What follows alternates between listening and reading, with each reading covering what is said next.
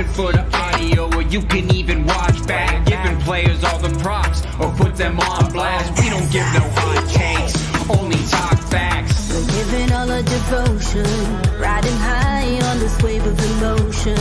Going all out, yeah, cause this is our time. No, ain't no stopping us till we reach the finish line. All in, we came here to win. We're gonna give everything. S-I-C-K on the run. S-I-C-K, sick, sick. On fire, we're ready to fight. We'll bring the house down tonight. S-I-C-K on the run. S-I-C-K, sick, sick.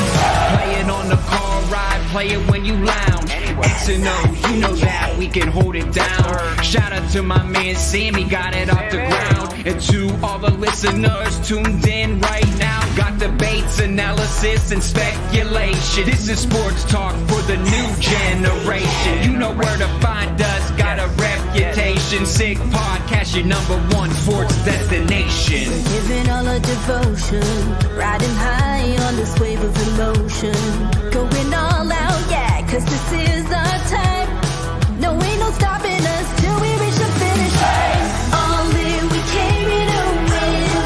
We're gonna give everything. S-I-C-K on the run. S-I-C-K, sick, sick. On fire, we're ready to fight. We'll bring the house down tonight. S-I-C-K on the run. S-I-C-K, sick, sick. S-I-C-K is the sickest podcast. Tune in for the audio, or you can even watch back. Giving players all the props, or put them on blast. We don't give no hot takes, only talk back. S-I-C-K, S-I-C-K, S-I-C-K, S-I-C-K, S-I-C-K, S-I-C-K, S-I-C-K. all in, we came here to win. We're gonna give everything. S-I-C-K on the run. S-I-C-K, sick, sick. S-I-C-K is the sickest podcast. Tune in for the audio, or you can even watch back. Giving players all the props, or put them on blast. We don't give no hot takes, only talk facts. We're giving all our devotion, riding high on this wave of emotion. Going all out, yeah, cause this is our time. No, ain't no stopping us till we reach the finish line. All in, we came here to win. We're gonna give everything. S-I-C-K on the run. S-I-C-K, sick, sick. On fire, we're ready to fight. We'll bring the house down tonight. S-I-C-K on the run. S-I-C-K, sick, sick. Play it on the car ride, play it when you lounge. X and O, you know that we can hold it down. Shout out to my man Sammy, got it off the ground. And to all the listeners tuned in right now, got debates, analysis, and speculation. This is sports talk for the new generation. You know where to find us, got a reputation. Sick podcast, your #1 sports destination. Giving all our devotion, riding high on this wave of emotion. Going all out, yeah, cause this is our time. No, ain't no stopping us till we reach the finish line. All in, we came here to win. We're gonna give everything. S-I-C-K on the run. S-I-C-K, sick, sick. On fire, we're ready to fight. We'll bring the house down tonight. S-I-C-K on the run. S-I-C-K, sick, sick. S-I-C-K is the sickest podcast. Tune in for the audio, or you can even watch back. Giving players all the props, or put them on blast. We don't give no hot takes, only talk back. S-I-C-K, S-I-C-K, S-I-C-K, S-I-C-K, S-I-C-K, S-I-C-K. Turn up your volume. Because you're about to listen to The Sick Podcast.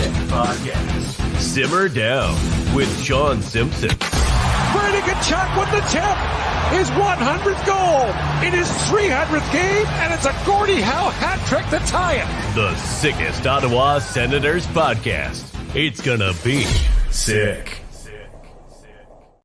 Well, hello there. It is high noon in the nation's capital. It is Monday. And of course, what does that mean? It means a little simmer down, a little simmer time. Opportunity to talk a little hockey here after what was an interesting weekend for the Ottawa Senators. Lots of focus on Sweden. Now a little time off. Do not play again until Friday. And very excited. It's going to be a whole lot of fun on a Monday. We're going to have an opportunity, just myself, going head-to-head with my good friend Tony Marinaro, who of course started or was a big part of the Sick podcast coming out of Montreal. So it's going to be fun to sit down with Tony, have an opportunity to talk, go back and forth between the Montreal Canadiens and the Ottawa Senators. Can't say there's been much of a rivalry so far when it comes to this. So we'll see how it ends up playing out as we go forward. Ottawa Senators, of course, back on the practice sheet today. Couple of goaltenders on the ice. Lots of skaters ended up going out. They were trying to get more comfortable, trying to kind of feel things out here, and we'll see how they adjust. Now, they do say at the end of the day, for every hour that you've traveled, in this case 6 hours, you end up needing that adjustment when you come back from Stockholm. So, of course, that's exactly what they'll end up having before they end up playing on Friday. We know last time, my oh my, seems like yesterday, went over, had a couple of games against Colorado, played great, won. And I remember thinking after that series at that time in 2017, they just made the Duchesne trade and played Colorado a couple of times. And I thought Colorado's never going to win another game this year. And at the same time, the Ottawa Senators are poised to go on a big run. So they came home. Still remember, we had the TSN 1200 listener party. We were locked in. We were there. It was Matt Duchesne. It was the excitement. All of a sudden, the first period comes out. They're rocking and rolling. Not a whole lot happened. Then all of a sudden, that old ship right there just ran out of gas. And as soon as it ran out of gas, that was the end of that game. And that was pretty much ended the season. Turned into an absolute disaster. So we'll see. I think a lot of good feelings, a lot of mixed emotions as far as the way the Sens played on the weekend.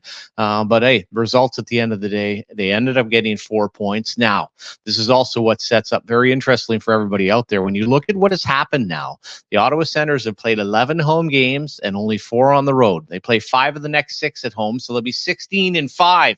Think about that. That is absolutely incredible the way they set up the schedule. So my estimation, next 5 of the 6 here, better get some points in the bank, because after that, final 61 games of the season, going to be 25 at home, 36 on the road. I don't know how good of a road team this is going to end up being when it comes to the Ottawa Senators. So they better buckle up. And as I said, get ready to rock and roll come Friday. 5 of 6 here, opportunity to get some points in the bank, and we'll see. I think for the group itself, whether or not the results are kind of the mixed play, it was a feel-good weekend in Stockholm, though. I look at the checklist of the coming out party for Stützle, that beautiful goal that he ended up scoring, just an absolute gorgeous shot as well by our good friend Andre Ringette, and at the same time for the Swedes. You had the Forsberg-Brandstrom combination, you had the beautiful goal. You had Forsberg coming in. I don't think expected to play. Korpisalo a little bit banged up. He ended up being outstanding. And I think for Daniel Alfredsson was just a really cool weekend for him to get back with the Ottawa Senators. This is like being married, getting divorced, coming back again, and I guess almost a third time, and knowing how proud he is of not only the Ottawa Senators, but where they are as a franchise now and how they feel about themselves.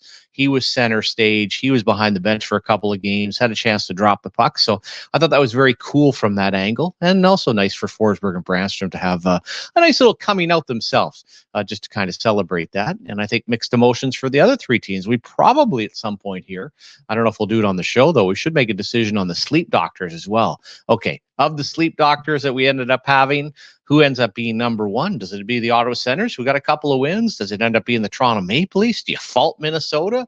How do you kind of look at Detroit coming out of this? As I said, I think the story of this was the Ottawa Senators, and also a big part of it was the Toronto Maple Leafs. It was William Nylander.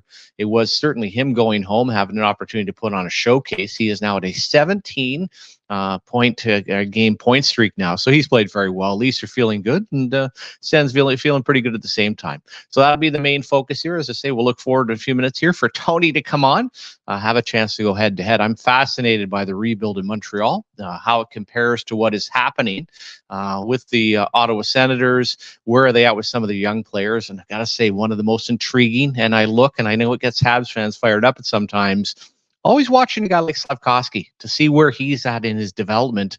This has to be one of the most unique packages that the team has put together as far as, oh, Jesus, Look at how cool this guy is on a Monday morning. Let's forget about this Slafkovsky talk from Shawn Simpson. Let's welcome in the coolest man on the planet, Mr. Tony Marinaro. How you doing, brother?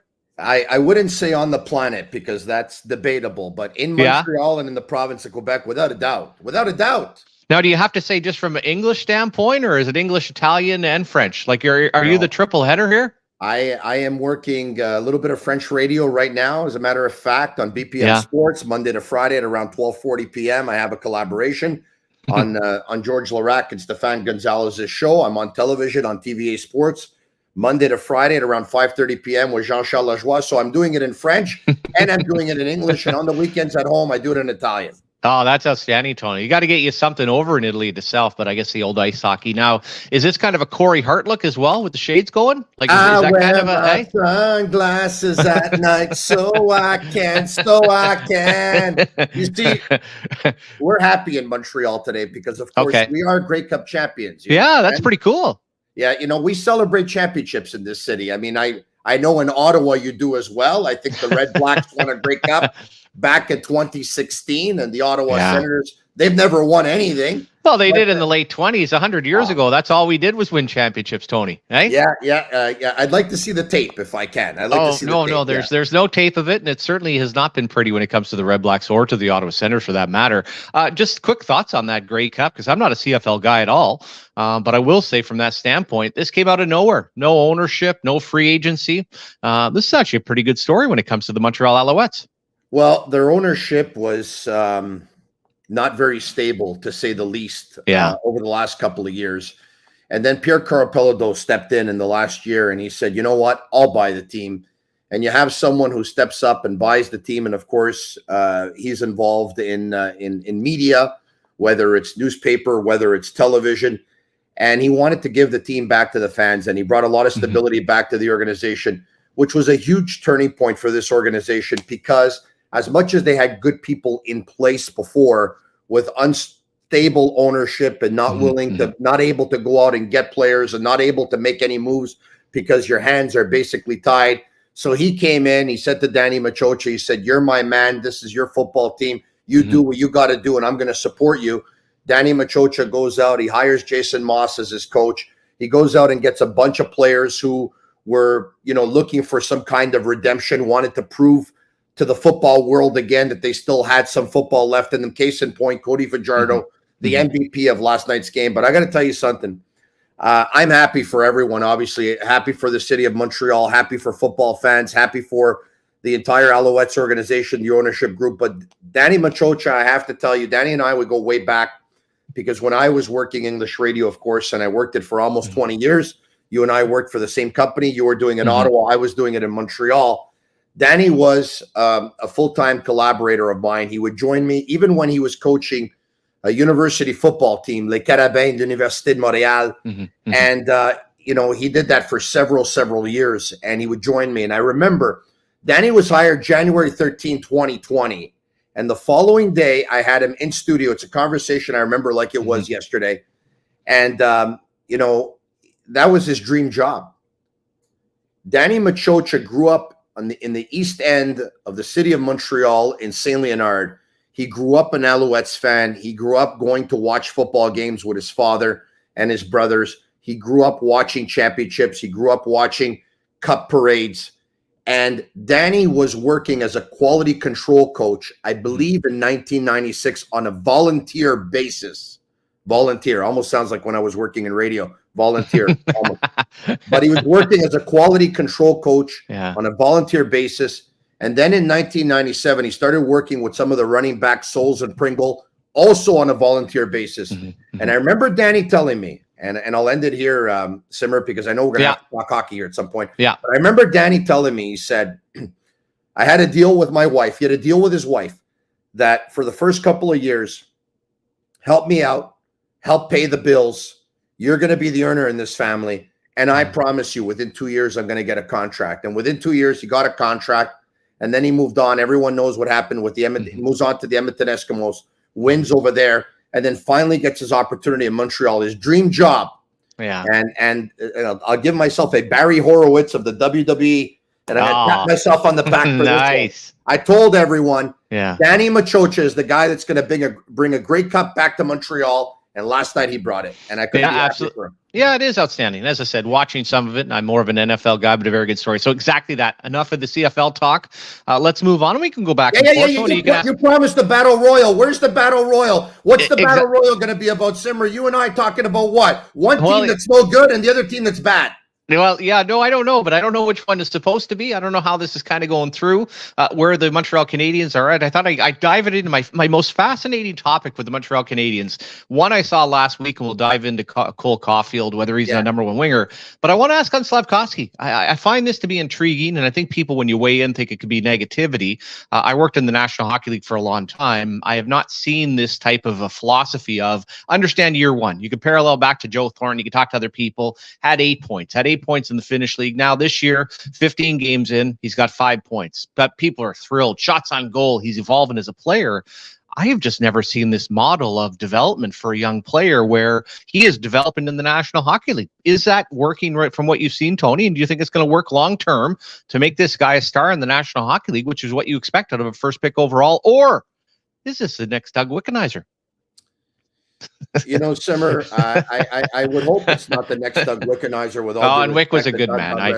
But look, here's the deal. There's times where I question it as well. I wouldn't have started. Well, I'm not going to say I wouldn't have started Slafkovsky in the National Hockey League last year because I would have had to have seen him, but a lot more than I did. But I'll say this: I think as we look back now, I think he would have been better off staying another year in Finland. I think he would have been better off playing last year at the World Juniors, and it didn't happen. All right. Now, it all depends on which side of the fence you're on, right? Because for those who are going to say, well, you know, he didn't have a lot of points last year. He only played 39 games and he had 10 points or whatever he had. A lot of people are going to look back and they're going to say, well, Joe Thornton, 7 points his rookie season, 55 games. So, you know, depending on which side of the fence you're on, there's arguments that you can find and there's comparables, right? Absolutely. Yeah. This is what I know. He's a big player who got very, very hot for a period of 5 months, was excellent at the Olympics, was very good at the World Championships. The watered down Olympics and World Championships. And I'm not taking away from him. I just think one thing when people talk about it, hey, let's remember this was not Olympics that had NHL players. But still, you're right. He did get hot. He did play very well. So he got hot for 5 months, and they said, you know what? This is going to be our guy. Now, do I think he's the best player in that draft class today? Because I didn't scout these players a lot. Oh, right? Exactly. I don't either, Tony. Yeah, so today, I tell you that based on what I see, and I'm not afraid to give an opinion. My opinion is that Logan Cooley's the best player of this draft class, and Logan Cooley will be the guy when all is said and done who will continue to be the best player of this draft class. It's my opinion. And I totally agree on that. That doesn't mean it's a slight at Slafkovsky. Well, this is what I know about Slafkovsky. He was bigger and stronger than pretty much everyone else during his draft year. When you get guys that are big and strong, they tend to get by on their physicality and or their athleticism. And at that point, other areas of their game hurt a little bit. Like, for example, playing with your head up. Like, for example, maybe your stick handling ability. So he's got areas of his game that he has to work on because he never really worked on them before. I did question his skating until I saw him at an ice level. Had the privilege of sitting in the front row on one occasion, invited by my buddy Paul, and was there and had a chance to see him front row, and he was eating up the ice. He was carving it up. And when he was skating, you could tell that the ice was in pain because he was taking a piece of it. So his skating is better than I thought. In the last couple of weeks, he's in a good moment. He's playing with more confidence. He's picked up a couple of goals in the last 3 weeks or so. He's picked up an assist. You see him using his body a little bit more. There's been 1 or 2 games where he actually leads the team with hits. You know, but at the same time, I'm going to give you an example on Saturday night, and I'll end it here with Slafkovsky. Slafkovsky scored a goal. Great. He had a terrible turnover, which led to a goal by Trent Frederick going the other way, and took a penalty, not a good one, which ended up leading to a JVR power play goal. So once again, depending on whether you want to be glass half full or glass half empty, if you want to be half full, you're going to say he scored a goal. If you want to be half empty, you're going to say, yeah, well, he had a terrible giveaway, which led to a goal. He took a bad penalty, which led to another goal. I say this. I don't necessarily agree with the development path they've taken with Slafkovsky. But I understand why they're taking the path that they took. And the reason why they're taking it is that they believe that he's going to be better off in the hands of Marty St. Louis with Adam Nicholas not too far and practicing against NHLers every day. That's what I understand the concept. I'll jump in. First of all, I've never heard of the concept. It doesn't make any sense. Now, what experience does Marty St. Louis have with developing players? None. Now, he is a great guy. And again, I'm not saying it won't work. It's just really intriguing, Tony, because here's the thing. As you pointed out, I think his skating's great when he's up and running. He's a big man. And I remember having Dinah Zubers, big physical guy. And Zuby went on to play a long time in the National Hockey League. But as you started to uncover it, you realized he couldn't shoot the puck very well. Being physical wasn't natural to him. Slafkovsky's all about a little bit of flash once in a while. And what we're doing right now, and for people that have the glass half full, you're letting him by. You're saying, listen, in the second year, it's okay. He's young. He's big. Now, I also look down the road at a guy like Byfield, who really was slow out of the gate. His development was a little bit based on injury, but he didn't play a lot, Tony. Now I watched him play this year, and I'm like, in year 3, wow, or year 4, whatever it is for him, it's really clicked in. So I just find it super intriguing. But when you look at Joe Thornton back, he had 122 points at the Sioux Greyhounds. They felt like at that point he had truly done enough at the lower level. When people point to the Olympics and point to the 8 points, and he had a real strong playoff, I just thought, man, that's the part of the mistake at 18. Should never have been there. The American League probably not send him back.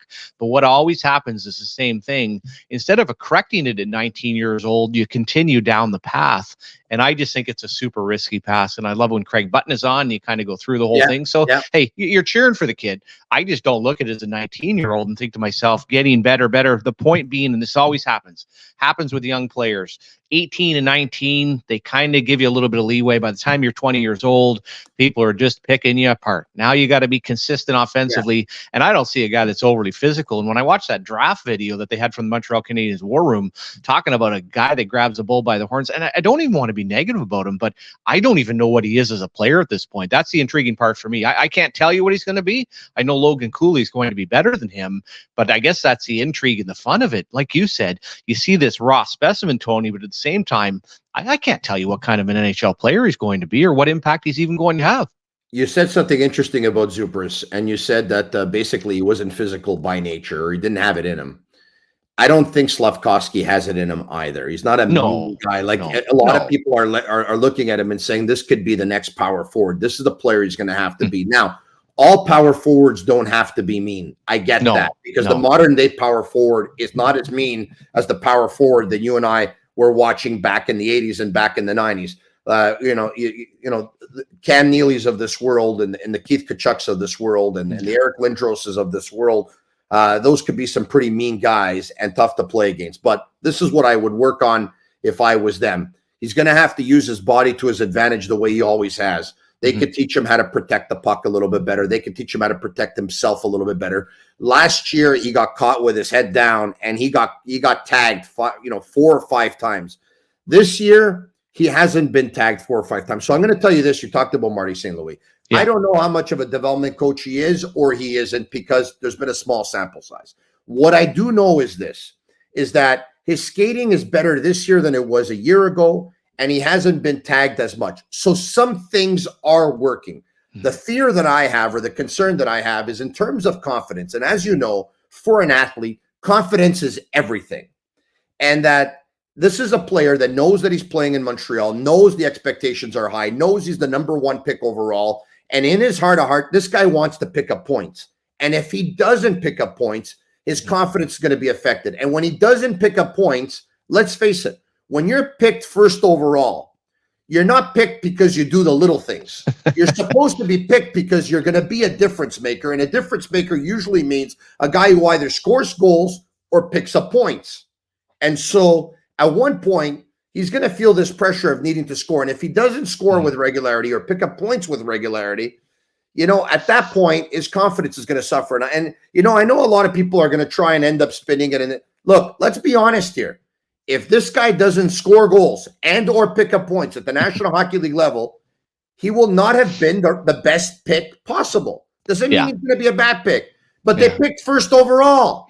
And this is the part as well. I wouldn't even want to. I don't know if he's that good of a player. And here's some great examples. One, and we want to talk about modern day power forward. If I was a Montreal Canadiens fan, what do I hope he'd turn into? JVR. That's basically JVR was a bit of a softer player, big body, did well. And when you look at development and you look at trying to get better, as you said, the point totals, that's the expectation. That's the trouble for a young player, that you get into next season and all of a sudden it's not happening, Tony. And also the other part, hey, you've gone into a true rebuild. And I'll say from the Ottawa Senators, and it can be the luck of the year.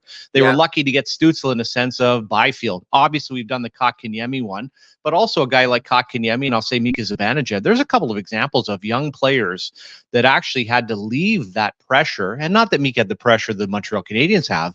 Those guys actually left it and then figured it out. That's the part that you also look at, Tony, that I wonder for Slafkovsky how it's going to go. And you wish him nothing but luck. As I said, it's just more intrigue. It's healthy discussion. Now let's get on to the Cole Caufield. But he's in his second season, though. Let's take it easy before we talk about him leaving. I'll end it with this: if he ends up being JVR, it's a bad pick. With all due respect to JVR, if he ends up being JVR, picked first overall, it's a bad pick. When he was drafted, he was asked what his comparable is, and he said Rantanen. And Canadiens fans are hoping he's going to be Rantanen, because Rantanen is special. Yeah, and that's the part when I watch him. I'd lay $20 on that one. There's no chance, like I said. And people will look at the slow to develop, how other guys come along the path. I haven't seen it, but let's fast forward. Love the conversation. I'll bet you the $20 though. I'll bet you the Okay. You have change for 1,000? Oh, absolutly. Okay, is it Liberian coin, or is it? Well, you guys have your own money in Quebec yet, or is that to be determined later? We won't get to that. Okay, Cole Caufield. You guys had the fun discussion last week, and I ended up listening to some of it, and I thought it was great, because this is also part of the part when you go through rebuilds and you're building teams. I've been part of that, but I look here in Ottawa, and you say to yourself, you got a number one center in Stützle. To me, Brady Tkachuk, he is your old school power forward. He's a unicorn. You put Jake Sanderson in place. You go through some of these checks. Hey, it is a rebuild for Montreal. Looks like they're putting together nice pieces, but is it star-studded enough? Do you have that group like Tampa had, like Chicago, Pittsburgh, Colorado going through? And I look at a guy like Cole Caufield, who, first of all, I love the guy. I love his energy. I love his passion. Do you look at him? And I know your guest said no. Yeah. Do you think he is? And when I say that, Tony, do you think he's a frontline, first-line player for a Stanley Cup champion? Is that kind of the debate that you held on, and that you feel he is that? I believe he is, and I'm going to tell you why. I'm going to tell you why. Once again, you can always get the stats to tell you whatever you want. Okay, so the guest that I had on last week, who says if the Montreal Canadiens go to the Stanley Cup, or they become a Stanley Cup contender, Cole Caufield's not a frontline player. Okay, that's his opinion. No problem. I don't have a problem with it. Cole Caufield, I think, has a goal in his last 9 or 10. All right, but before that slump, he had, I believe, 50 goals in his last 82 or 83 games in the National Hockey League. Okay, obviously it wasn't done in one season, but it was when Marty St. Louis came in, took over for Dominic Ducharme. For the next 82 or 83 games, I think Cole Caufield had 50 goals. Okay, so you look at that and you say this guy's capable of scoring 50 in a season. Yeah. Now, I think there's going to be a season in the National Hockey League. I don't know when that Cole Caufield's going to score 50. Okay, and I believe he will. He'll score 40. I thought it was going to be this season. If it's not this season, I'm going to say next season is going to score 40. Okay, how many 40 goal scorers do you know, if he becomes one, are not first line players? Yeah, no, you wouldn't get into many, Tony. And as I said, that's a fun discussion for sure. Now, is it the one-dimensional goal scorer who doesn't do a whole lot beyond that? Is it a guy in the playoffs? But no, absolutely. And he also feels like a timely scorer. I guess the question is, as you look through some of the guys that have won Stanley Cups recently, where do you fit him in? But to say someone like that isn't a frontline player, I have it as a fun debate, because part of me, as I said, sees him a little bit one-dimensional. But then the other part that comes back to me, and I think of like a Claude Lemieux, or I think to certain players, does he not feel like one of those players that's going to score the big goals and score the timely goals? And he's certainly nothing like John Leclerc. Nothing like him at all. But I still feel like in the big moment, is he going to have the impact of a Kucherov or other guys in making plays? No. But I just feel like he's a gamer, and how it shows up in the stats. And hey, you need people to score. We saw this last year when you end up having DeBrincat, and there's things that are missing in his game. Cole Caufield is not a huge guy, but it is the passion. And like I said, Tony, when I do watch him play, I just feel like he's got the flair that he is going to score you some big goals if you want to win a Stanley Cup. Simmer, it all depends on what your philosophy is, right? There's a lot of coaches who like to balance lines. There's a lot of coaches who like to go with duos and put a complementary player to end up rounding out that line, right? Chris Kunitz played on a number one line in the National Hockey. Max Talbot played on a number one line in the National Hockey League. Pascal Dupuis played on a number one line in the National Hockey League. With all due respect to them, you can have arguments that they're not first-line players. At the same time, you can also say, yes, they were playing with Sidney Crosby. I get that too. Canadians went to a Stanley Cup final couple of years ago, right? Whether it was lucky, they went there, right? Yeah. The guys that got the most ice time was the Deneau line. Deneau's winger was Gallagher. I mean, Gallagher scored over 30 goals a couple of times in his career. Good player, no doubt about it. We're talking about Cole Caufield, who's possibly going to score 40, who at one point had 50 in a span of 83 games or whatever it is. And we're not saying he's going to be a first-line player. Come on, let's be honest. And it doesn't matter how much ice time you give him and who he plays with and how he scores them and where. If you score 40 goals, you're a first-line player. Now, if your coach doesn't put you on the first line because he wants to put the number one centerman with two plumbers instead, that's fine. But a 40-goal scorer in the National Hockey League is a first-line player. Oh, absolutely, Tony. And also, as you point that out, and I think this is so accurate, the NHL, and this isn't something new, but let's go with the Tampa Bay Lightning. Everything that they did was in duos. You basically put, is Caufield and say Suzuki, is that a duo of a very good hockey team, top six, whether they're first line or not? Well, they're a top six. Who that third piece ends up being, and I try to say that here in Ottawa all the time, and of all people, Matthew Joseph has been the glue that's kind of brought it together. History tells us there's all kinds of great duos over the year. Then you find that third part. Well, of course, they're not frontline players by themselves. The question is, who are they playing with? So, like I said, that's kind of the break. And then just thoughts. I want to tell you something about, pardon me, I want to tell you something about Matthew Joseph before I forget what I'm going to say here, because you just brought up his name, okay? Zach Fucali and a couple of his friends and partners, they run a summer league in Montreal, all right? It's a 3-on-3 league. And, the Joseph brothers play in the league and many others. Nick Suzuki plays in the league. Caden Gooley played in the league. Pierre-Luc Dubois played in the league. Jonathan Drouin played in the league. Christopher Letang played in the league. I mean, there's so many. Anthony Beauvillier played in the league. Nick Delorier plays in the league. There's so many names I can throw out there. But anyway, long story short, I went to a couple of those games this summer. And as a matter of fact, I called one of the games, or I was a color analyst on one of the games that was being streamed. That's how big hockey is in Montreal. Summer hockey broadcasted live with Tony calling it. The best 3-on-3 player all summer was Matthew Joseph. He was absolutely flying. He was hungry. He was playing the league, which the games were once a week, I believe, on Tuesday nights. He was playing it like every game was a Stanley Cup final. This kid is a gamer. And when I heard from here, and I don't know how true or not it was, that the Ottawa Senators could possibly be dangling Matthew Joseph about a month and a half ago because of Pinto and his contract and this and that and whatever, I said, if this guy's available, and the chances are he's not getting traded from Ottawa to Montreal, but if this guy's available, you go grab him right away. And I could have seen him on a line with Suzuki and Caufield. This guy, well, maybe not now, but a month and a half ago, I could have told you that this guy is better than a lot of people thought. Yeah, well, it is amazing, Tony, because I was one of the guys saying it. It was a checklist of who would you get rid of, Kubalik, Brandstrom, or Joseph. And here's a few things. When he first got traded, and this is part of what happens in Ottawa, but the mistake was when he came over in the Nick Paul trade, he was great. And then all of a sudden he signs a 4-year deal. He was terrible last year, Tony. How do you go an entire season not scoring an even strength goal? He had 3 goals last year. Now, it was injury, but he was also sat out for whatever personal reasons. It just wasn't a good year. And this is the funny part. And you may have said that. You may have thought that. I'll guarantee you that any of the 31 teams, if Pierre Dorion, for where he was at with salary cap, if the Montreal Canadiens came and said, listen, we'll take that contract off your hands in training camp, I bet he'd do it. It was more of Philadelphia and what would Ottawa add? And you're absolutely right. I mean, some of the best trades that are never made don't happen. He has been the glue guy, Tony, and it's nice to see. Like, it's refreshing. Any line, whether it been Stützle that he's hopped in with, has got going. And what has been really refreshing for me, I always knew he had the pace. Never understood why he played the offside, but on the left side, he is not only playing with pace, he's playing with purpose for the first time. Yeah. I've never seen him off of the forecheck. I call them the triangle line because every time he and Stützle and Drew set up, they set up down low. He's making plays. He's doing different things. And as I said, it has been an absolute breath of fresh air. And it is one of those things. It's a duo, and he all of a sudden slides in as that third part. Well, now he's elevated past that point. He is making everybody else around him better, which I would have never thought, Tony, that would ever happen. Hey, I got 2 minutes before I break away because I have a segment on all right, brother. BPM Sports Radio, but I'm going to tell you this.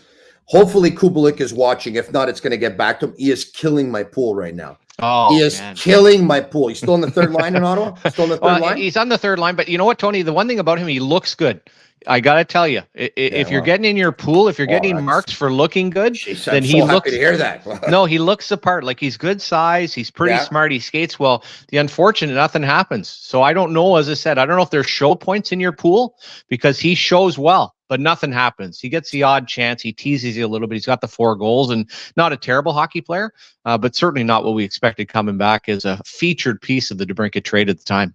Yeah, before we break away, I'm sure the new general manager now knows, based on what happened with the old general manager, that if you trade a player to another team, you're supposed to make them aware of the 10-team no-trade list. Yes. Yeah, that was a big story. Yeah, that was a big story when it happened, and I brought it up, and then it went real quiet. I never expected them to lose a first-round pick, but history tells us, whether it's sports or life, Tony, lying will catch up to you at some point. It was not a good look for the Ottawa Senators. I have a suggestion for the Ottawa Senators. If they want to make the playoffs next year, ask Gary Bettman if they can play half their season in Sweden. That wouldn't be a bad idea. And actually, with all the road, it was good. A good showcase. Now, 2017 came back, turned into a complete gong show. I don't feel that this time around, Tony, but man, oh man, they got a ton of road games coming up, so we'll see what happens. And awesome to catch up with you. Look forward to catching up down the road when it's more of a Montreal-Ottawa.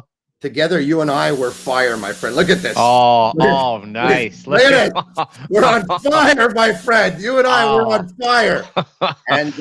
And it's very fitting that Michael Andlauer bought the Ottawa Senators because, like I've told the city of Ottawa for the longest time, going back to when I was working radio for 20 years, and we would simulcast and we would tease the heck out of each other, Ottawa and Montreal. I always told them the Habs own the Sens. Well, there you go. A part owner ends up coming over, and that's exactly what it ends up being. But it has been a positive, and hopefully we'll get back. Man, oh man, them playing in the playoffs is some of the best hockey that we've seen in this area in a long time, and not going to happen this year, but hopefully in the future, brother. All right, we'll talk to you soon. You're Simpson. Okay, cheers, Tony. All right, enjoy the rest of your day. Cheers, brother. Well, there he is, the heartbeat of the Montreal Canadiens, and always great to hear the passion, to feel it.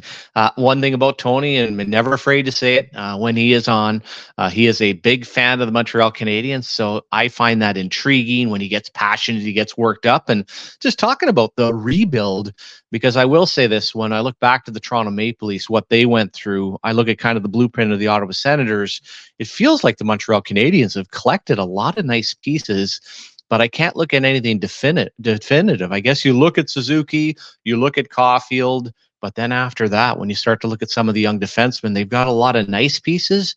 Who's that anchor on the blue line? What are they ended up doing in goal? Looks like Montembeault, they're going to sign to a contract extension. He is pretty good, but I think so much of this hinges on a guy like Slafkovsky, and there is nothing that I've seen out of him so far other than to realize that he's raw, that he's got some talent, but I don't see superstar status. And I think after this year, if he he's on pace for 20, 25 points, it is going to be really difficult in that final year of the entry-level contract to suddenly hop on, to really get on a roll and see what he can end up turning into. And like I said, comparison here in Ottawa, when you look at top picks like a Brady Tkachuk, the impact they made to Stützle, and also historically on players staying over in Europe and taking it a year or two. And look at a guy like Kaprizov. I was looking at his stats the other day, and he spent 5 years over, and everyone was complaining in the KHL, well, he shouldn't be eligible for the Calder Trophy.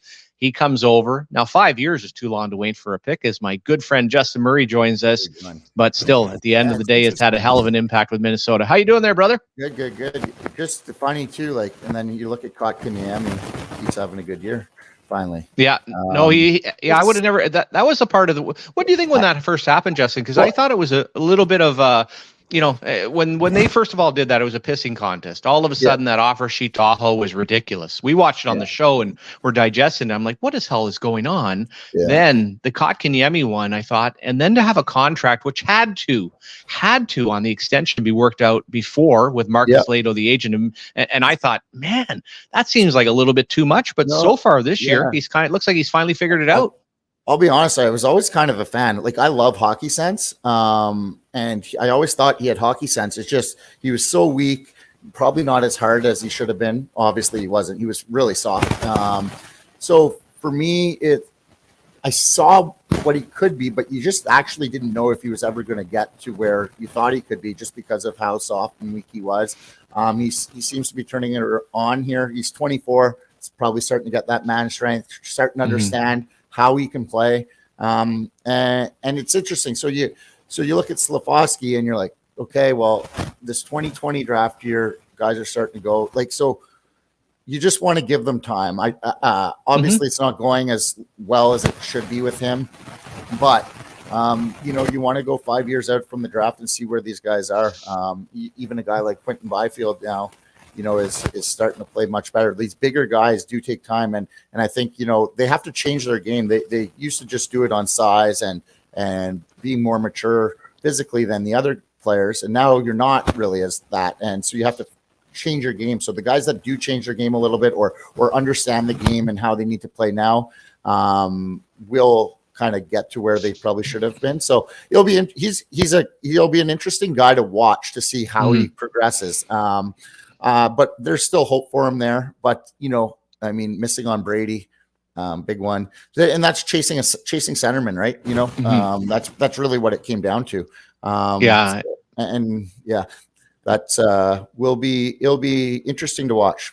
Yeah, no, for sure. And to Kotkaniemi, and I think almost like Mika Zibanejad, I don't look at development very often, Justin, and I don't look in the case of Slafkovsky. In 2 years, if he's not a very good player, I'm not going to question the development because I think a couple of things here. I don't know how good he is. I'm not really overly excited. I think he could be closer to not being a bust, but based on first overall. And I also think the approach they took last year is they're afraid. The Montreal Canadiens were afraid to send him to the World Junior, trying to tell us that, well, he dominated the Olympics the year before. Hey, come on. Go and dominate. Look at a guy like Cooley. He was there. He was in college last year. I think they're trying to protect this player sometimes, and that ends up being the wrong approach. And as far as Kotkaniemi, hey, for any draft, there's any trade. And this is the fun part of, and people remind all the time on social media, Philip Gustafson a year ago. Oh my God. Are you kidding me that they traded him for Cam Talbot? He's saving the day in Minnesota. Cam Talbot's terrible. Now we flip the year, and would I still want that player back if I'm them? Absolutely. I thought that but this year he's not playing very great. Talbot's playing great. Point being, on any draft, every situation is different, every player. But as you know, you can quickly, whether you're top 10 pick or not, we could see with Patrick in Philadelphia that very quickly this was headed the wrong direction, even before he got drafted.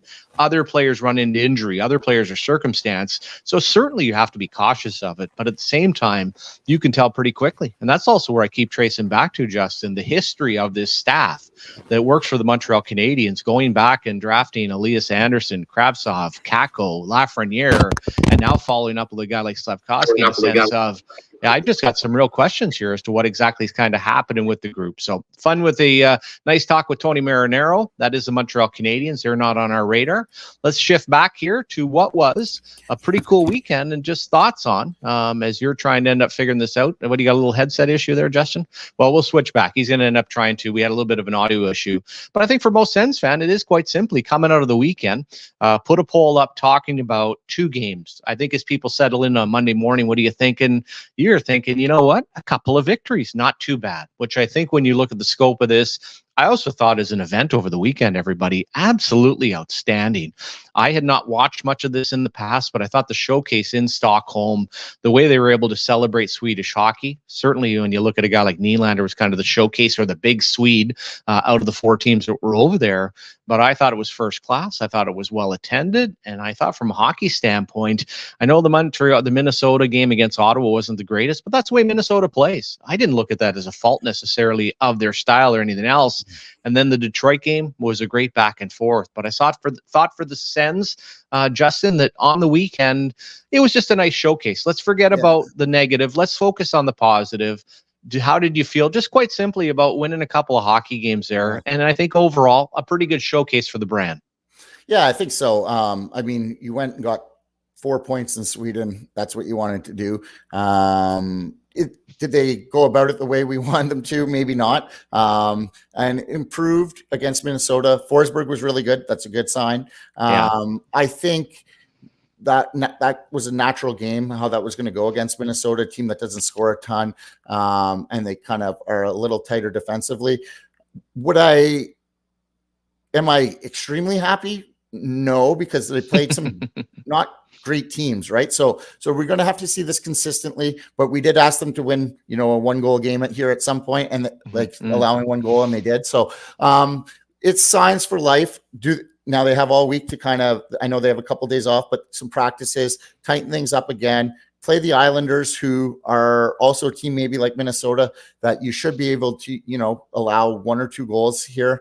And then you maybe get yourselves in a groove, but they need to still continue to work on that defensive zone coverage. I mean, we'll harp on that. When you say work on it, though, they're not doing anything. And this is the part of, and again, we'll play the games, and I know everyone's saying the same thing. They were supposed to go on to Sweden and work on it. And again, I didn't even want to go down in the pregame on Sunday or Saturday with DJ Smith gets interviewed by Gord Miller. Gord Miller, and this is different, as a play-by-play person, starts asking questions on a national level about, everyone's talking about your D-zone structure, lack thereof. DJ Smith didn't even have any answers. He kind of switched around, and then the speeches, and I decided, you know what, I'm not going to keep beating the dead horse. Why are we talking like this, Justin? Why are we talking about they're going to continue to work on it? It's not there. It's not in place. It hasn't happened. No, I'm just saying, though, but it was supposed to happen in Sweden. It's sure as hell not going to. And now, when you look at what's going on here, 5 of the next 6 end up being at home. They are going to, and this doesn't set up, I don't care. And this is the other part, too, right now. The Ottawa Senators are a one-line hockey team at even strength. It is all about Stützle, Joseph. I know some of the numbers are a little better, and they've been scoring a little bit, but overall, that's the line that's kind of driving it. You're going to get into a situation here without the long change, where after these 5 and 6, you're basically going to play 36 out of your final 61 on the road. I don't know. Like, I know we also don't want to be throwing the season away. This isn't like the National Football League. We're in week 18, Justin, but nothing's being worked on, and it continues to be talked about. And I know people here get a little bit frustrated, but there was no improvement in what we saw in Sweden. And why would all of a sudden anything change going into Friday against the Islanders? I agree, but we have to say it needs to be fixed, and you just hope that DJ. Okay, it needs to be fixed versus they're working on. They're not working on it. No, I mean, obviously, and Gus played well. I see in the comments too, like Gus played well in the game, so maybe they could have scored a little more there. But it's.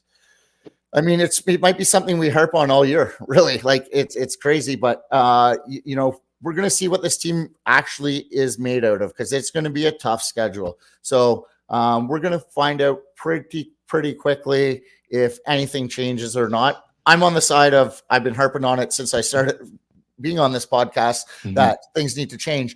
But it's just frustrating, because I think it's there if the right coach is there. No. But it is like is it crazy to just say like, could Alfie no, I don't think he could. I don't think he could. But I don't know.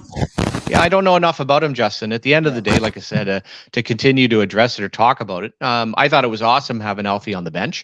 I thought that was cool. I thought it was a nice showcase for him, because one of the things I touched on social media, and people can get a little bit riled up, was, hey, when you go over to Sweden, the profile of Alfie is not like Sunday, not like some of the other players, but at the same time, it was very cool. This was an awesome opportunity for him to be represented in Sweden, to drop the puck. I thought a real ballsy move there. I was almost going to put out on Twitter, does he do like a classic Swede and walk all the way around after he drops the puck, or does he go right over to the bench? Went right over to the bench. Now, did they have him involved at all? He wasn't involved. He's sitting there, which we totally understand, unless he's told to come on and coach the players on the bench to make the changes. But I think that's a story for the other day. Let's focus on itself as far as stories. And I'll ask you quickly, I'll leave Alfie alone. What was kind of your biggest takeaway from the weekend? Was it just the games themselves, the wins? Was it Stützle as far as some of the world-class talent? Or was it even just a feel-good story on Forsberg's play, a nice assist? And I thought, for of all guys, Brandstrom, I thought that was a really, really cool moment to see them hook up on the goal together, and just how they felt about celebrating the win on Saturday. Yeah, I think that's the cool thing about sports, eh? Like anything could happen, and sometimes in the perfect situation, the perfect things happen. So they're very cool with Forsberg playing well, and then the pass up to Brandy and this little clapper in there. So that was very cool to see. I think overall the guys got to be feeling good.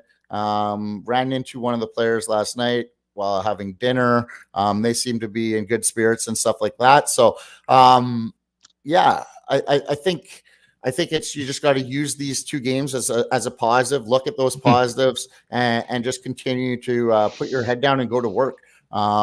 This is a tough league and you got to be ready every night. But we have some goalies playing well now, which will cover some of the mistakes.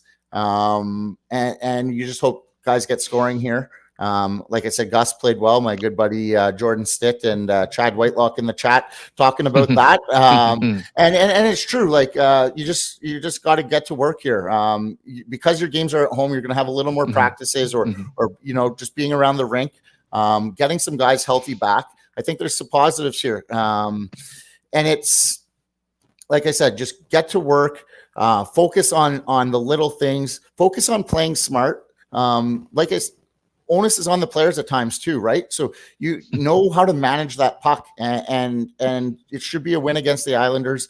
But it's 82 games in the NHL. You just never know.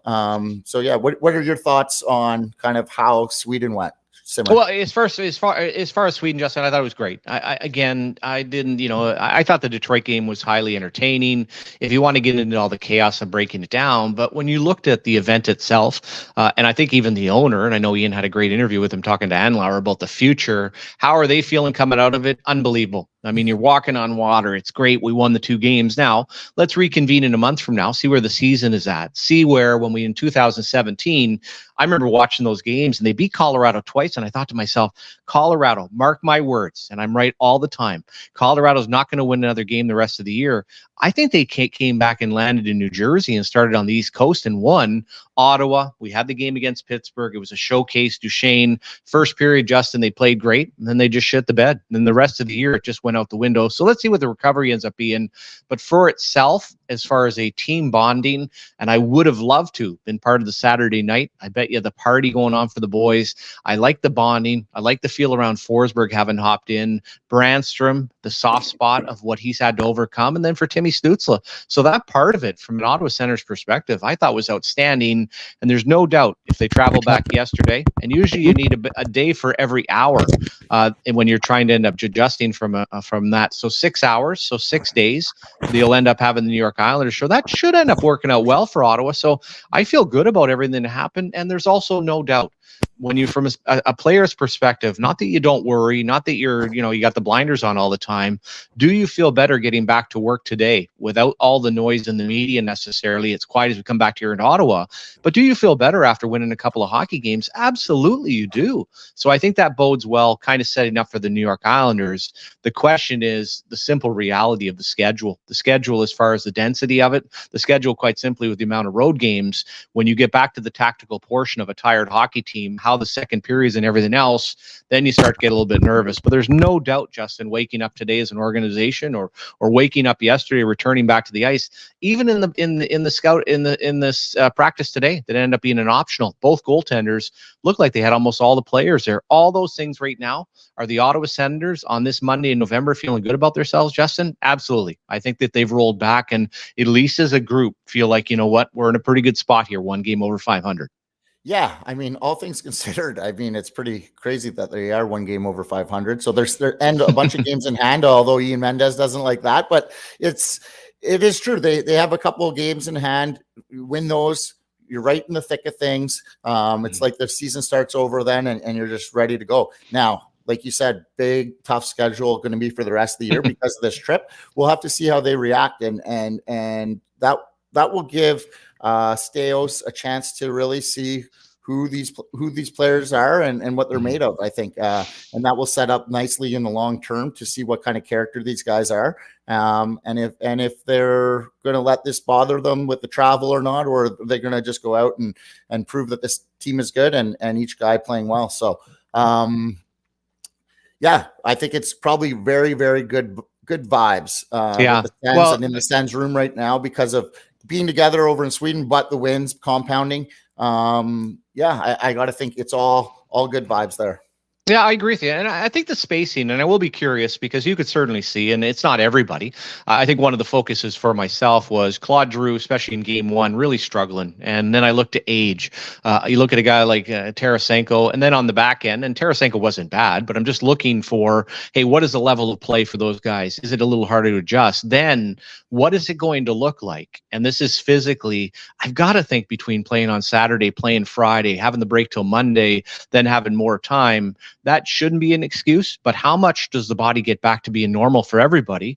And a guy like Travis Hamonic, that was the struggles of, and this is a part for a season of, I'm not going to see it Friday, I'm not going to see it Monday. I probably won't see it for another month. Which of the athletes on the Ottawa Senators have gone through a bit of a threshold where if the legs do go, if physically they become a little bit compromised, is it going to be hard as a group to recover? Now from that, we see that Thomas Chabot is back skating. I've got to think he tries to come back, Justin, sooner than later in a sense of just protecting the hand, won't be able to shoot the puck, but can skate. And then the other one would be Ridley Gregg. What is the news on that? Rumors are that possibly he's back skating, but those are the little things there of a little bit of a reinforcement to take some pressure off some guys. And you get into that stretch and that schedule.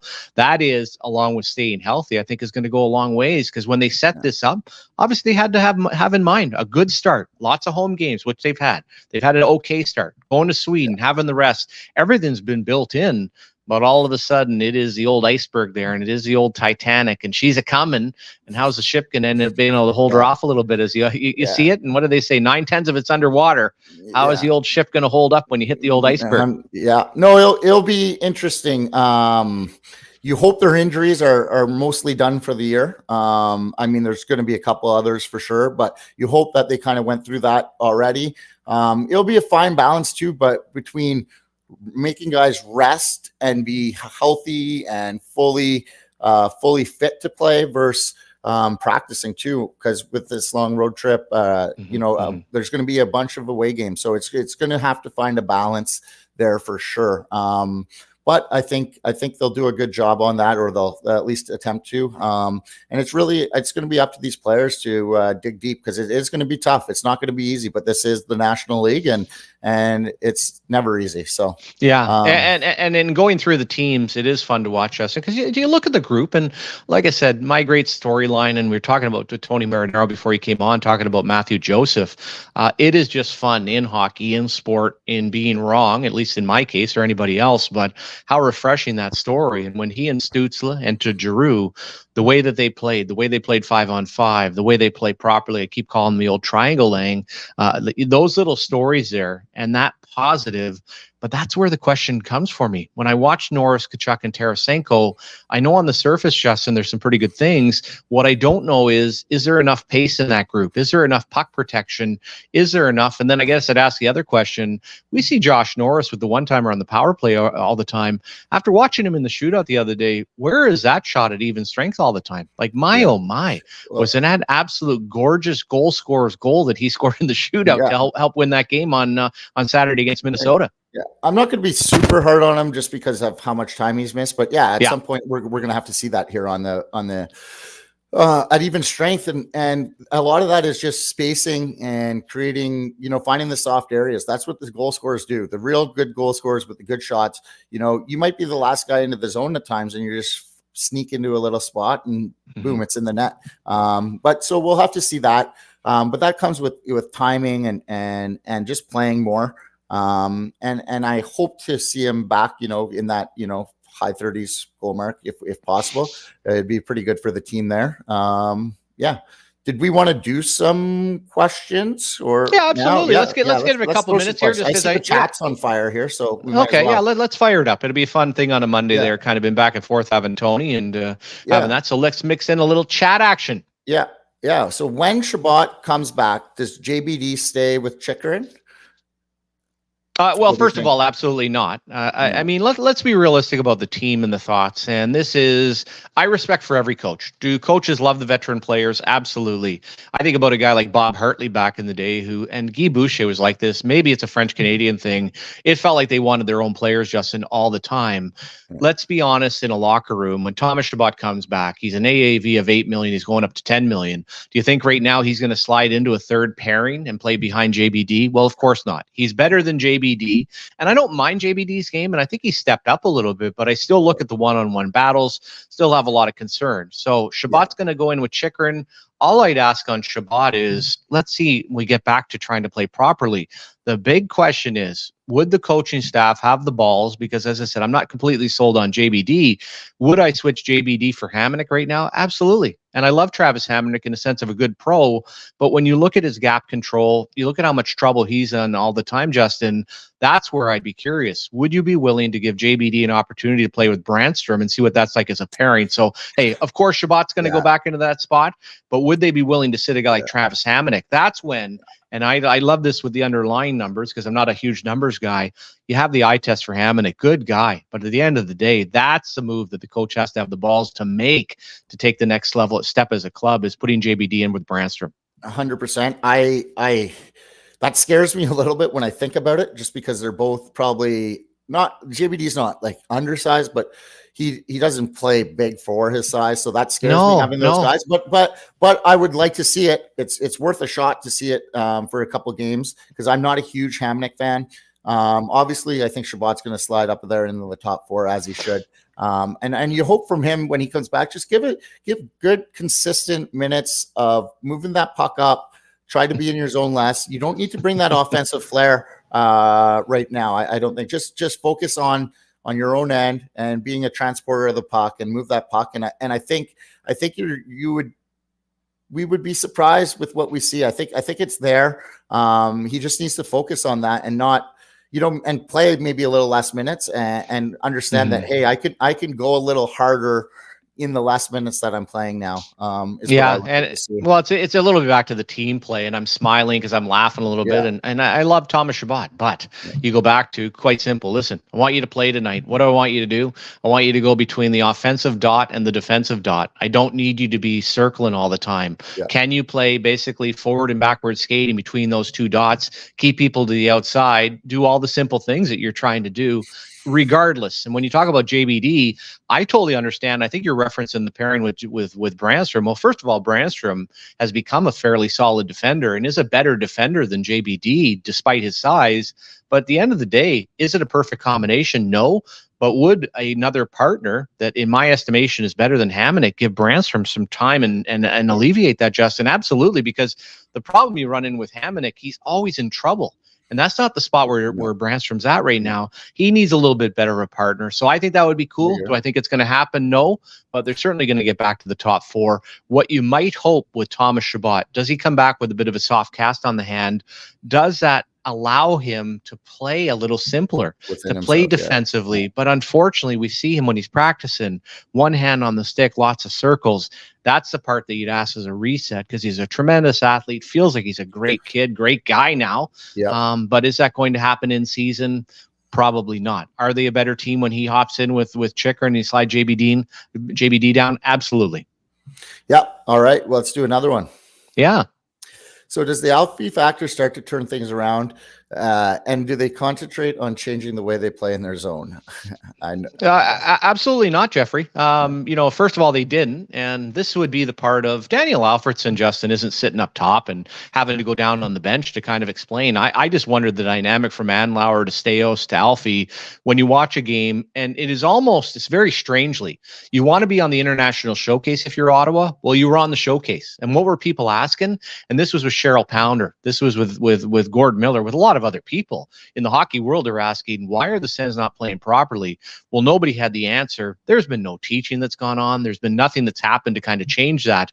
Do I think Daniel Alfredsson as an individual in practice and on the bench could do that? Of course he could. That's the way he played. Now, how you do that, I've never been a coach, Justin, at the end of the day. But unless you allowed Alfie carte blanche on the bench to go in and teach versus sitting there in practice to do different things. And then the other part that I love about Alfie, and it's a bit different. I don't think he's going to go the full gear, but I loved when Luke Richardson used to do that in bingo.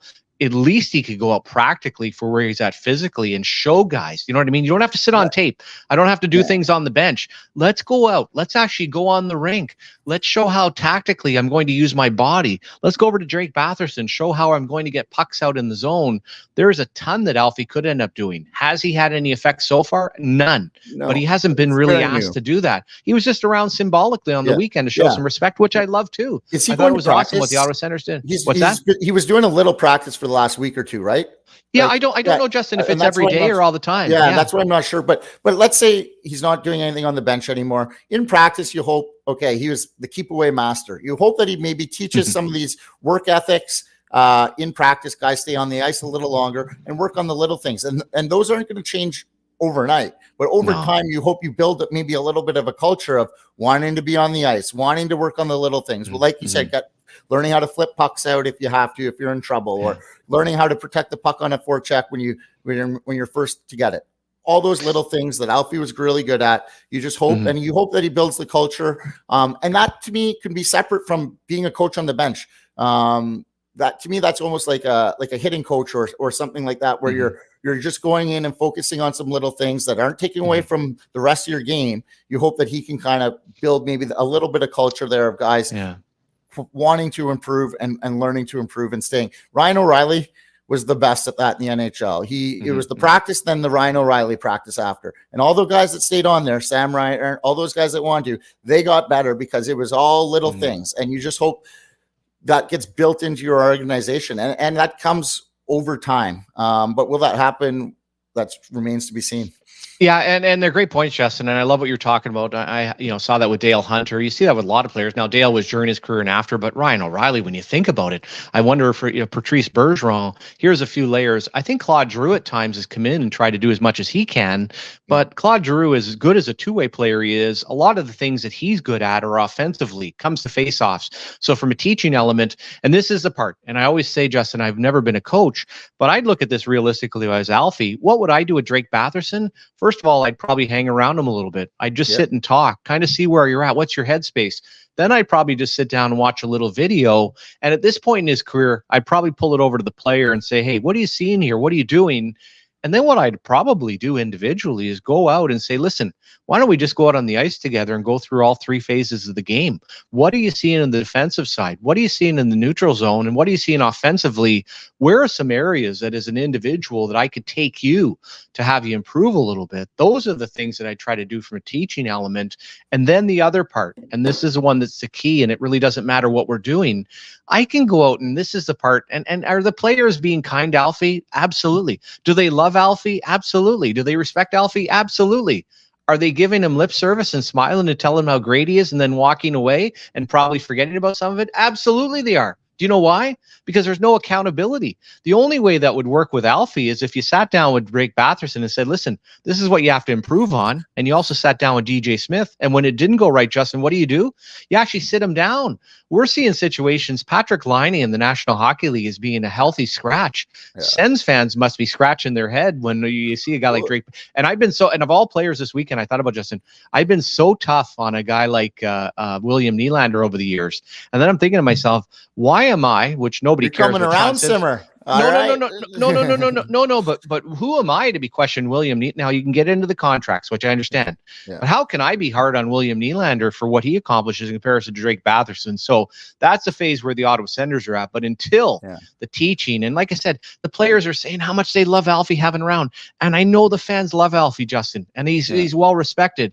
But don't ever kid yourself that the players at the same time are saying what the media wants to hear. No, and I don't mean behind the scenes. They think, Alfie's an a-hole or I'm not listening to him, but I don't have to. I got my contract. We're doing okay. He's hanging around. Do you really want to take it to the next level? There's bigger things then. Exactly. There's bigger things than the coach then. We got to trade these players because if you're not, and I don't think that's the case. I'm just saying if they're not going to be rubbing off or hanging around Alfie and knowing that they could get better by being around and doing some extra stuff at practice, those aren't the guys you want on your team. I'm not saying That's a they're great doing point. that. I'm not saying they're doing that, but because there's no accountability, does not mean that you can't have accountability of yourself and want to get better. And I think there are guys on this team that do want to do that. So, I don't is it going to be everyone? I don't know, but let's go to the next one. No, we will, Justin. But I got lots to talk about because I had 3 coffees today, so I'm kind of rolling. No, that's fine. That's no, fine. no, what you're saying, but I'll use an example like Jake Sanderson. There's not much I need to do other than you have to make sure that we're just kind of fine tuning him. But Brady Tkachuk and Tim Stützle would be a great example, and I'll just go right to Brady Tkachuk.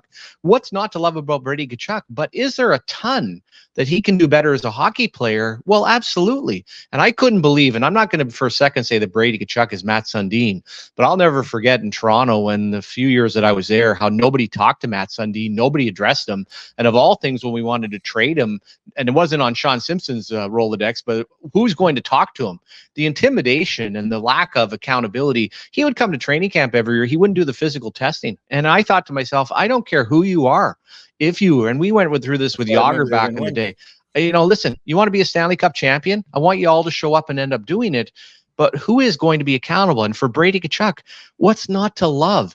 And I know Brady Tkachuk is full of passion. His work ethic is kick-ass. But does that mean that they're doing enough to sit down with him and try to correct some of the things that he's doing in his game? I certainly don't see it at the end of the day, Justin. But as you said, that's where it would also filter down. And I don't think Brady's quite at that spot. He's at that spot as far as his leadership he's bought in, wants to win. He's going to come out and bust his ass, play 100%, 10%, and he's going to protect you. But is his game at the point where he's truly playing properly, that he can hold other guys accountable? I'm not so sure about that one right now. On to question number 3. All right. We got some of your buddies sending some questions in as well. I'm not sure. Okay. Well, whatever's up there is fun. Yeah. Who comes out of the lineup when Greg is healthy and Pinto becomes available? I mean, just off the bat, I mean, I'm sure everyone knows. I don't like Chartier as much. I think we could have a better, and he's been good for what he is, and to fill that role, he's been good. But I think like if you can have. Now you want Greg playing more minutes, but if he's playing that like those tougher 4th line minutes, but also playing like penalty kill and then slides up on your whenever you need to, I think then you're like, oh, we have a really good team, right? Like because you got to think about it as a top 4 team in the NHL. Like if that's how you want your lineup. Do we have a good enough lineup to be that? And then if you have those guys in those spots, I think that's natural. So I think obviously Pinto goes to the 3rd line. And it's just really who centers that 4th line. I think, exactly. What do you think? Well, here's we go through, Justin. And as I said, I hope you're not in a rush, and whether people are listening or not, I look at this. Here's a few things, and every time, and this is the fun part of doing 4 hours of radio, or you've been in war rooms.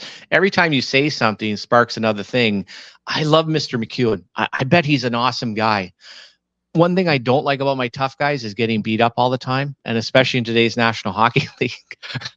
Where did this guy come from? And I'm glad he got a one-way contract. Good for him. And people used to joke last year about Austin Watson. Well, this guy busted his balls. He also was very physical. He was extremely involved as far as what he was able to do. And I look at that and say, wow, okay, where are you going to be as a player? Well, of course, he's going to move out. I'll be quite honest with you. This is the way I would do it, and it's super drastic. I always focus on my top 9. When Pinto and Greg come back, what do? I'll be quite honest with you. Ridley Gregg's my 2nd line center right now. I actually think he's my second guy. Might be my 3rd. I'm good with that. And the part that I'd end up doing, and to shift things around, I wouldn't even worry about the 4th line. If Kubalik slides down, what do you end up doing, Justin? At the end of the day, my center ice is actually going to be Stützle, Greg, and Pinto. I'm going to slide Josh Norris over to the left side. People say with the shoulder, the physicality, don't worry about it. It's easier doing that than it is actually playing as a center trying to take face off. So that's the way I'd end up moving around. And then the 4th line, Chartier for a 4th line center, I don't have any issue with him at all. He actually skates, he tracks, he does things. Could he use a little more support around him? Oh, absolutely at the end of the day. But that's the way I would shift around the lineup. Let's see when we end up getting to that spot. Yeah, it's going to be a good top 9 with those guys in the lineup. Exactly. And that's what teams should focus on. And I talked about that with Tony. Think about your duos. Think about your compliments like Matthew Joseph. Greg ends up being that type of guy. Quit trying to focus. And last year on paper, you had this incredible top 6 team here in Ottawa. But after the first line, they were crap. And we have a little bit, unfortunately, not quite that mix yet. So if I was a coaching staff, I try to play around with it a little bit after Stützle, Giroux, and our good friend Matthew Joseph. Yeah, for some reason I just always like a real good 4th line center. Absolutely, I think they could, like a guy that could play, just help your team win when it gets tough. Regular season it might not matter as much, but in the playoffs, winning those draws and just playing solid and knowing you're probably going to win your 4th line shifts. I thought Kastelik might evolve a little more. He hasn't quite found it with the pace, but I thought a bigger body can be a little nasty, can slide up to the 3rd line once in a while. Unfortunately, pace just isn't quite there for him. Yeah. All right, couple more here, then we can wrap this bad boy up. Yeah. All right, there's my friend Jordan Stitt. If there was a time to change a coach, isn't it now? They have 5 days off right now to tweak the system before they play 15 games in December. I just think it's tough after wins. Should it happen? Probably. We've been harping on that since we started the pod. Should it happen? Is that realistic? Very rarely do you see that in the NHL, especially, with no true GM in place.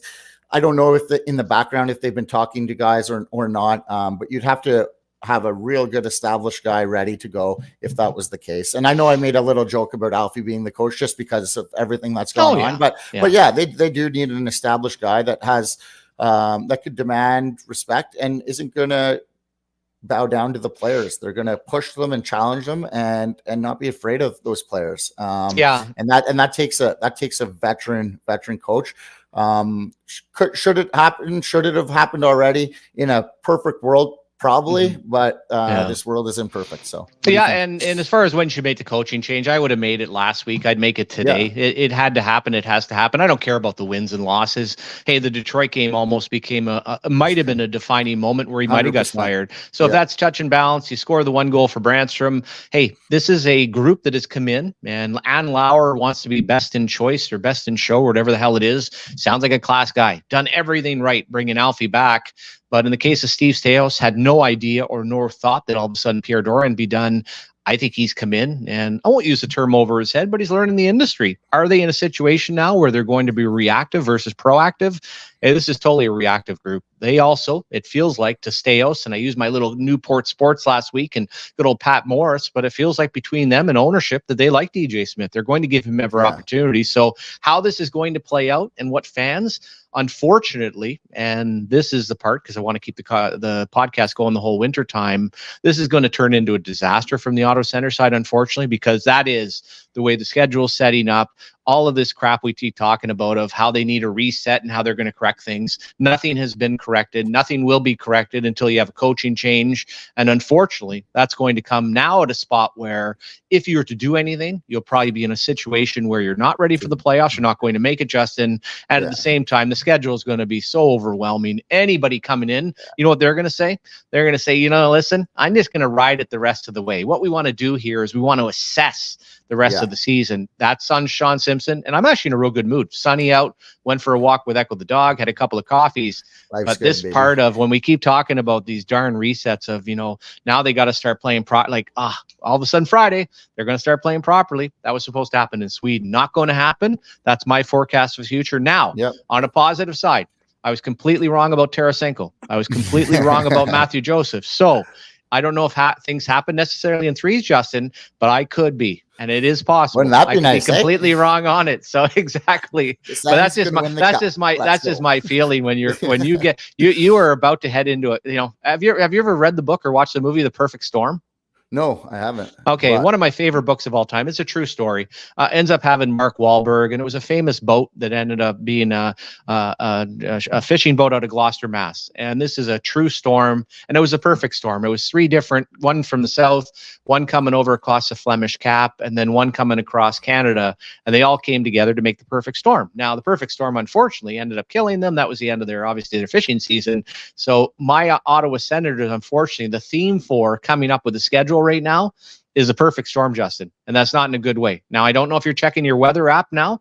We don't have a perfect storm coming here for Ottawa in the forecast right now, but as I'm looking into my crystal ball over here, I'm kind of seeing as we get into December, that's unfortunately what's going to happen, because here's the part. When you get tired, and we saw this a bit over the weekend, you are going to get into a spot here. This was an incredibly favorable schedule, Justin. Even the next 5 or 6 at home is not a bad one. If you could run the table here and end up 14-7, you'd kind of be like, okay. But all of a sudden, good old Mother Nature is going to click in. And as we know, there's no hiding when all of a sudden, and I don't think we're still in November. We could even go with a bit of Gord's Gold and a little Edmund Fitzgerald, but you know how that works. And all of a sudden, the cold water of November comes in the Great Lakes. That's what the schedule's setting up for December for me. And there's no way around it. Road games, long changes, tired hockey club, no system. What do you happen? You crap the bed. Perfect storm. Exactly. Well, you could be just like, what was the actor that liked to crap in his own bed there? I don't even. I'm bad with that stuff. The actor that was just anyways. Okay, we'll carry on. We don't need that one. All right, one more here. We would wrap that bad boy up. Yeah. Okay. If this team gets healthy and goes on a run, has a fired GM ever got votes for GM of the year? I'll just be short and simple. That won't happen. You know what? The votes for the general manager of the year, first of all, they're an interesting thing, because the executive of the year is voted on by the other general managers, is it not? Yeah. So that, first of all, here's a couple of things here. I would say, and I don't think this is a Will Smith 10-year ban for slapping Chris Rock in the face, but I would think that you are not going to be eligible by the other general managers for losing your job for lying or fibbing or missing out on information that cost your team a first-round pick. I don't think that would be a great look. So I know you're trying to have some fun with it, but at the end of the day, probably not. All right, let's do one more. Well, if you have a few more there, let's fire them up. Like I said, it's fun to talk a little hockey or whatever people have coming in. Yeah. All right. Not saying that Alfie will replace DJ. Is there a realistic chance that Staios might make them work together? I think it's just, if I'm DJ, I'm allowing it to tap, and I don't want people scared to have other people around that might, gain power or replace me. I want the best around me, and then overall we do a better job. So I think that if I'm DJ or Staios, I think we got to incorporate Alfie more and more, and why not? And that could just be simple things as practice, as we talked about earlier. To be the head coach, do I think it's going to happen? Do I think Alfie wants that? No. Do I actually think he could do a good job with a good assistants, Jacques Martin maybe, and someone else around him? Then I think you're like, he's just managing the players, which I think he would be awesome at, and let the assistants do what they do best. But I don't think that's realistic. I think this team is going to go after a good veteran coach. And that's probably going to be in the offseason, realistically, when that happens. And the part to it, Justin, here's if you're calculating and you're looking at the situation right now with Ottawa, there would be the odd coach or the odd, I don't want to say ex-player, but there might be somebody that say, listen, there's no way I'm going to touch this team. I'm not going to come in when it's a shit show and be a part of it. I don't think Alfie sees it that way. And let's face facts. If DJ Smith gets fired, the next group comes in. It's not like Alfie is part of that group and have to be pushed to the side. Alfie can hop right in. As far as on a personal level, was he want to coach in the National Hockey League? As Mark Mathot points out, the delegation of even all of a sudden being, here's the part, I don't even think he'll be behind the bench Friday, because the next phase of this is attaching yourself to the hockey team where you have to be there every day. You have to be at every game. So I don't see that happening. How it plays in the future, what it's done. Like I say, the real key on Alfie right now to unlocking, and if you're watching right now, old Pandora's box, you've got to allow him to go in and not be, hey, bud, how you doing today? And how are you taping your stick here? And, oh, my God, it looks like you have a new pair of skates on. How about you grab Drake Batherson by the scuff there and bring him over to the side and say, listen, man, I know you're a hell of a hockey player. I know you can be better. Do you want to work together and all of a sudden affect some change in your game? They got to allow him to dig deep, to do the deep dive into the hockey team here to try to make some improvements. This idea of just hanging around and being around, it's awesome. It looks great. Is it affecting any real change in anybody? Not a chance. No. Okay.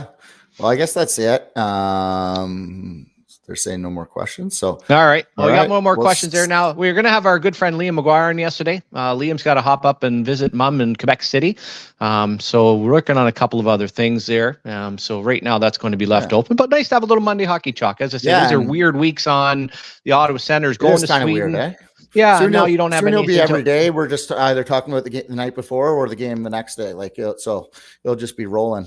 But yeah, exactly. And also to that, some questions over the weekend, couple things on Ridley Gregg, and I don't know. And this is even people talking of all the rumors. And I don't know if it's just here in Ottawa, Justin, or it's changed, but it always seems a bit mysterious we don't get much information on injuries. I just hope the fella's back skating. There was some stuff on social media about having a torn ACL. I have all young men that have some injuries. And then the other one, this Tyler Boucher thing is, and I wish the fella nothing but the best, but like this tweaked groin the day of training camp and has not played in Belleville. And now it's just kind of gone quiet. And talking to people in Belleville as well, just kind of a quick thought. I don't think there's much going on down there right now as far as if you think someone's coming in to save the day. Now, you've already got guys here that are basically borderline American League players.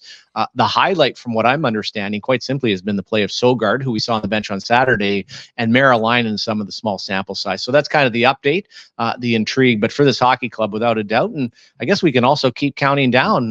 What are we now to 28 games till Mr. Pinto actually returns? Yeah. So with the fast and furious of December, not going to be long before he's back in a Ridley Gregg. And I think that would be really exciting from a Sens standpoint. Yeah. And I called him the myth the other day, Marilyn, and I had some people wondering why. Just because whenever he got drafted, so it's kind of our group chat joke, but when he got drafted, there was like no video, no stats on him. So we really didn't know what was going on about him. So it became the myth. And I guess I just thought that everyone called him the myth and then I realized that. Well, he sounds the Marilyn and like the magician, right? Is it like Merlin, right? Like I could you could totally see that in Finland, kind of northern Finland, being up in Oulu and having the Merlin magician outfit going, right? Yeah, right? Exactly.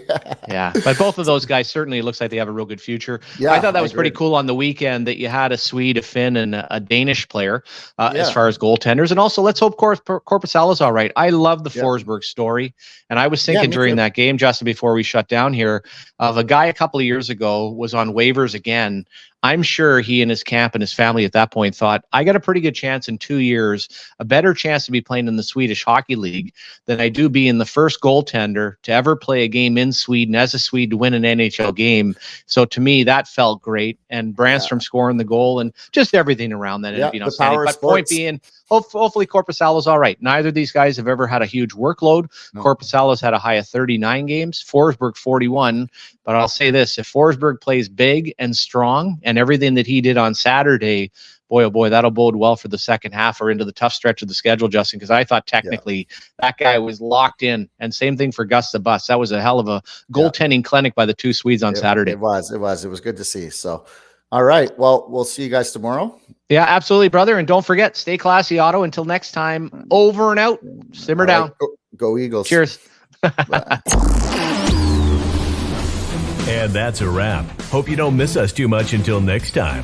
Follow the Sick Podcast Simmer Down with Shawn Simpson on YouTube, Facebook, Google Play, and Apple Podcasts.